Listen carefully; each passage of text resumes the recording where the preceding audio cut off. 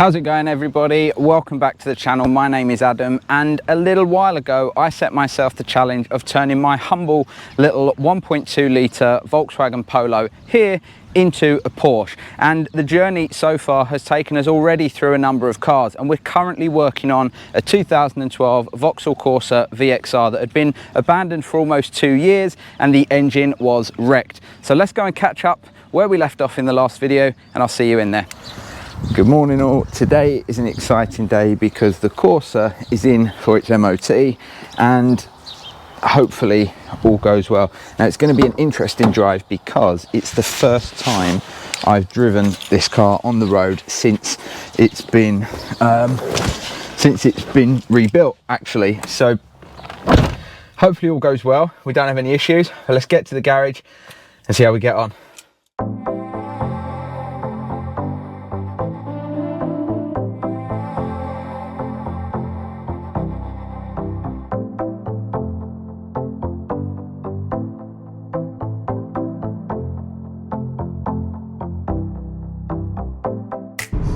So far so good. I'm surprised.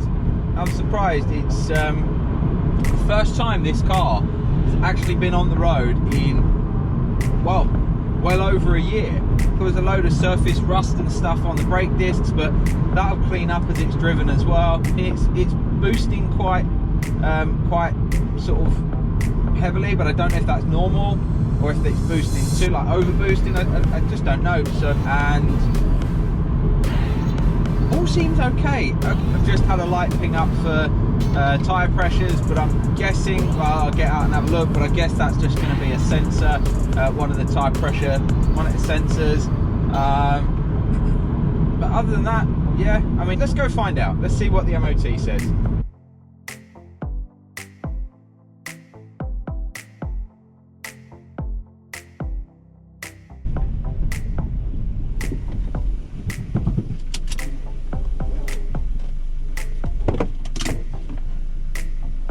Alright, so we made it to the garage. Now let's go see if anyone's in, because the appointment was at 8 o'clock. It's now 8:03. Hopefully someone's there.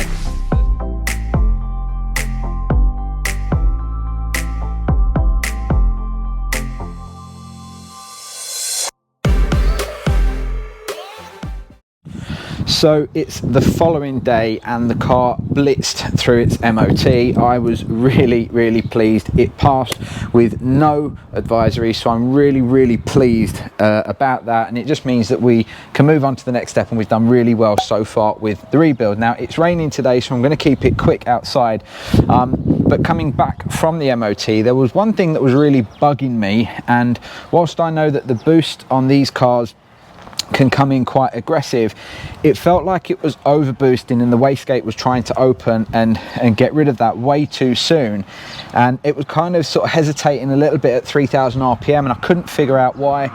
I was sort of starting to ask questions at the garage. I gave them a call, and ultimately I took it down and they put the Autel on and figured out that it said that the boost pressure sensor voltage was too low, and it brought up the spark plug or the spanner light on the dash. Now when I looked into it, and I thought to myself, what is it, the solenoid? It didn't seem to be the solenoid. I disconnected the map sensor, which was just a small single bolt and the 4-pin, and here is that map sensor.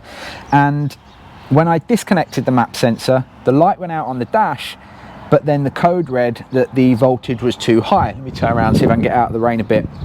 In fact, I'm going to get in the car. When that light went out, but it was showing that the voltage was too high, it kind of gave me almost more confirmation that there was an issue with the map sensor. So what I did off the back of that was took the part off and I Googled the part number. Now, when I Googled this part number, if it will focus, it came up with a Bosch map sensor, and it came up with this exact one, and it said for Vauxhall, Opel, Corsa, Astra and things like that, but there was a slight difference. Now when I went onto the Courtney Motorsport website, they had the Bosch part number and map sensor for this car, but it was a different part number. I'll put a picture up on the screen here of the one that they've got, and so it got me thinking, could this be the wrong map sensor for the car? So ultimately I went on and I managed to get through a company called Parts in Motion a Bosch map sensor with the same code that was on the Courtney website, and it was only £24 something. That arrived in a few days, so I fitted that to the car. It goes right down here on the pipe into the throttle body. You might be able to see it better from there. It is actually all the way down here. It's only a single bolt that holds it in and a 4-pin plug. Now when I plugged that in, immediately things changed. Let me show you. So now when I get in the car, the car starts and bang, all the lights are out. So now we have a completely fault-free car. There is no issues. I haven't got that horrible overboosting sound, and when I do rev the car, it sounds so much better, and as it should. It doesn't stall at 3000 RPM. I am amazed that all it took was a map sensor and that made the difference. So the lesson I learned, always check the parts and cross-reference them, because if I'd have gone and ordered another one of these, I'd have got this and I'd have got the same problem. This one works, but it's the wrong one for the car. So whether someone's tried to cheap out previously or whether they've just bought the wrong one, I don't know, but now I know that it's going to work fine. So I'm about to go and take this on a long road trip. I'm going to do around about 400 miles and hopefully all goes well. And I will check back in with you guys after them 400 miles and let you know exactly how the car is running. So fingers crossed all is good. So we set off from Staffordshire and down the M6 all the way to Milton Keynes to drop in and see the guy I bought the car from. I wanted to show him that it was back together and it was on the road again, before making our way all the way down to see my granddad. It's been a little while, so we dropped in for a cup of coffee. And then we collected the new second-hand bonnet in the exact same colour as the car. And on the way back, we were really lucky. We avoided all of the traffic, got back in good time, and well, I'd say the road trip was successful. The road trip on the Corsa VXR went as well as I could have hoped. It was fault-free. We managed to drop in and see Chris Hardy of Mandeville Cars, who is the guy I bought the Corsa VXR from. I also dropped in to see my granddad, which is always a pleasure to do, and we managed to pick up a replacement bonnet because the original one was horrible. So this is going to really transform the front look of the car. But now we're back, we need to get back to the 350Z. It's been a while since that car has been on the channel, and there's still a load of work to do. So let's go and check out the 350Z. Let's get those few jobs done, and there's a very good reason why, which I'll share with you in a minute. Let's get back to the 350.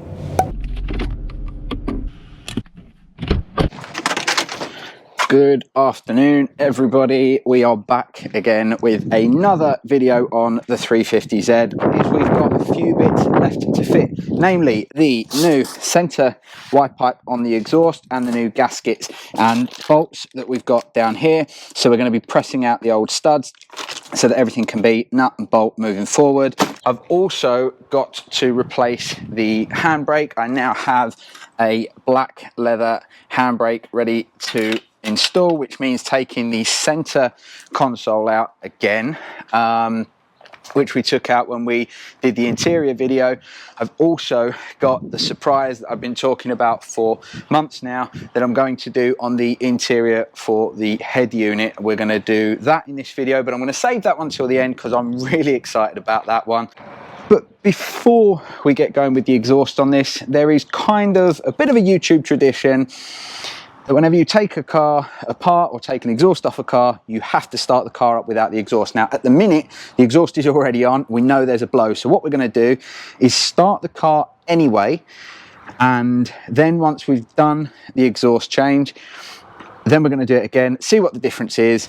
All right, now that we're under the car, this is the this is the culprit on the exhaust, the flex pipe here. There is a dirty, great big hole in there. So what I'm going to do is pop you guys down here. I'm going to take my mic off and put the mic right by the camera. I'm going to start the car and let's see what it sounds like with the blow.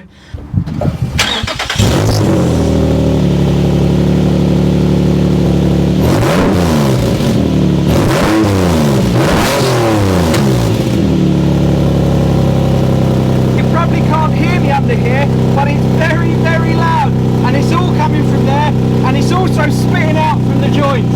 So let's knock it off and get the exhaust off.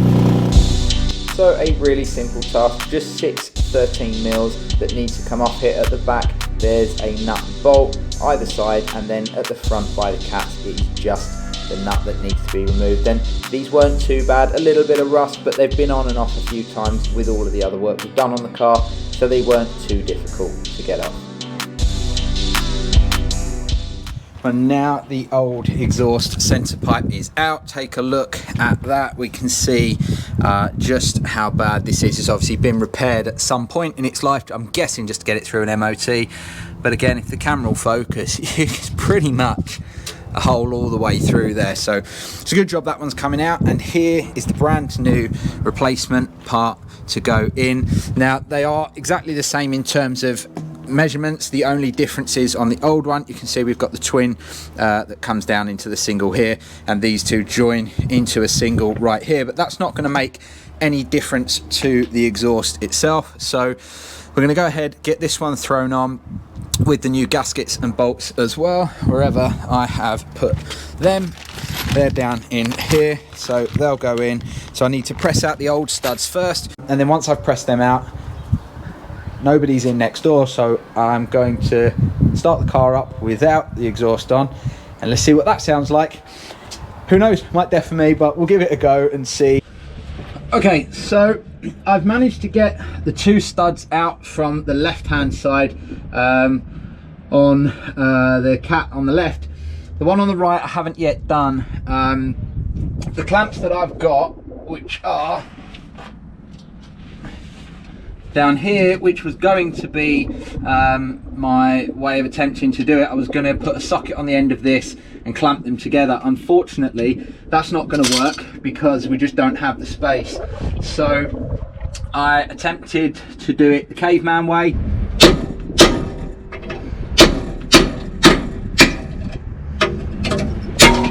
Which just doesn't get them to move anywhere, and I really don't like that style. I think it's really kind of unnecessary sort of blunt force. But what I'm going to do is the same that I've done on the left hand side, that is to cut the bolt flush, drill into it on a hammer setting just to create that kind of vibration to try and break free some of that rust.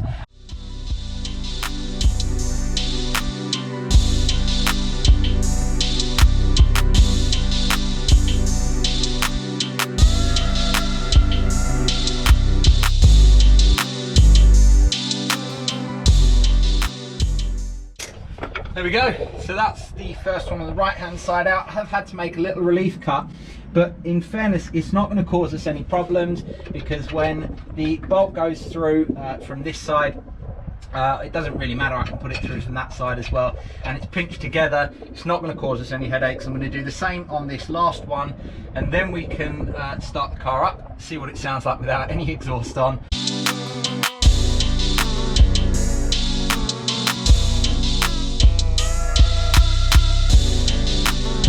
Alright, so let's clear the tools up and let's see what she sounds like.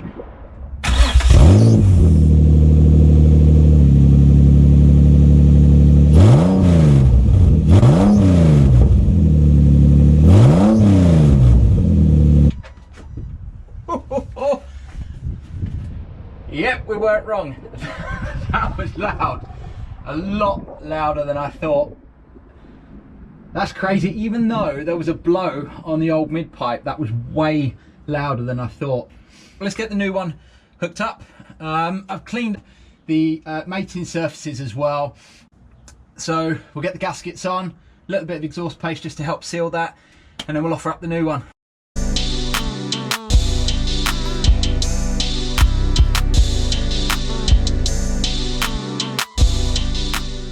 I've just put a little bit of exhaust paste around And I'm kind of doing it a little bit like the liquid gasket stuff, a bit like we did on the oil pan a few videos ago. And really I kind of just want it to help hold in place while we assemble the exhaust, but also I want it to be able to seal if we have got any gaps. So I'm going to offer this one up.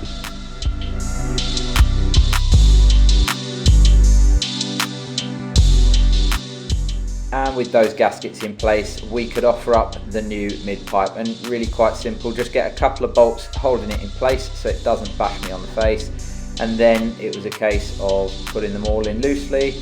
Once we was happy, gaskets in, nut and bolts on, it was a case of tightening everything down to spec, and a really simple but effective job done.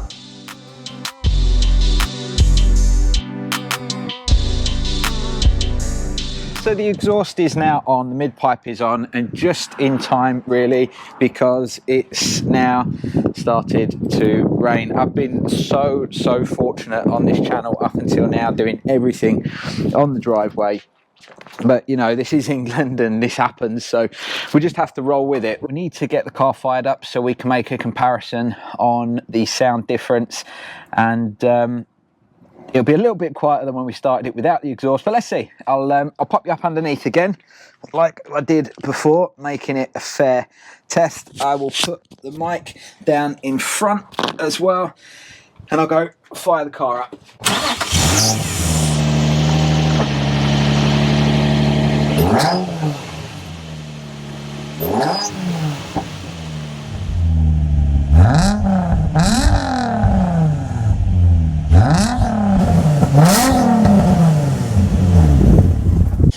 You know what?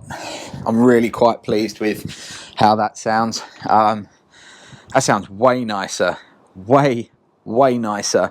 So we're going to need to go and do another road trip, and well, I say a road trip, more like a test drive, but we're going to need to go and do another one, and hopefully all is well on that. God, that sounds way better. I'm really pleased. All right, well look, I'm going to let this rain sort of pass.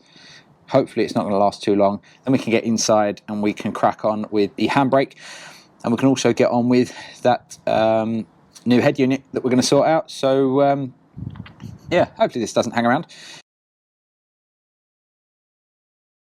Well, it looks as though the rain isn't really going to let up. It's lightened up a little bit now, but I really don't think it's going to stop. So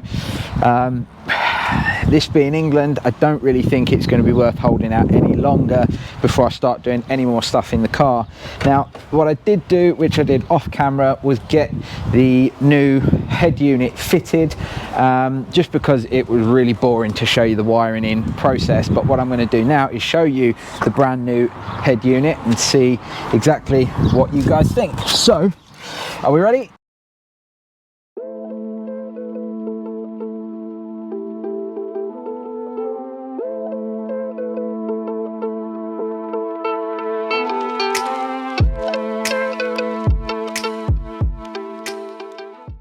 What we've got here is a brand new touchscreen head unit, Tesla style, which charges when the engine is running, and when the engine is off it goes blank and the screen goes black to save the battery from dying, just like that.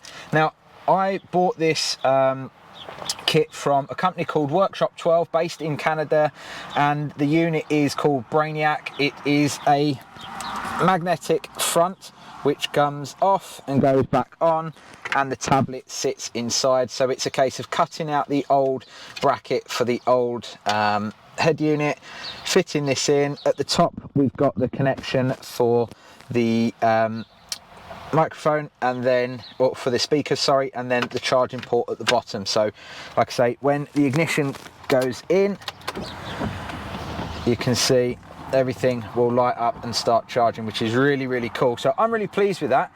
Now, the reason why it's such a quick little video and fix now, or little clip should I say, is because I have found a buyer for the Nissan. Now, I know the project isn't completely finished yet. We've still got a fair bit of work to do. I haven't really tackled the outside bodywork, but what I have done is got everything mechanically working exactly as I wanted. Now, I toyed with this car for ages about what I was going to do next. Was I going to do a wide body kit? Was I going to do a big chassis mounted rear wing? Was I going to wrap it? I had so many great ideas, but the truth of the matter is what we're doing is the Polo to Porsche challenge, and it's all about money, it's all about profit. And I've had the car for a year now, so I got it cheap. I have spent some money on it. Am I going to make a great profit on this car? No, but what I'm going to do is be able to move it on so that somebody else can enjoy the car, and then we can move on the challenge. And the reason why that's so important is because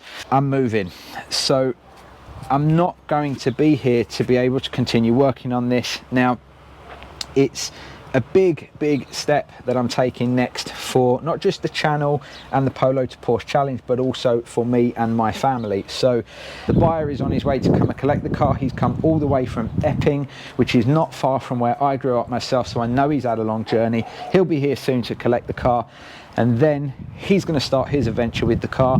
What he does with it, I don't know. I want to thank you guys so much for watching, so much for all of the support I've had so far, and here with the cars and the journey we've come to at this point in the Polo to Porsche challenge. In the next video, I will tell you where we're going. I will also tell you how much I sold the Nissan for, and you're going to be quite surprised at that, but I will tell you.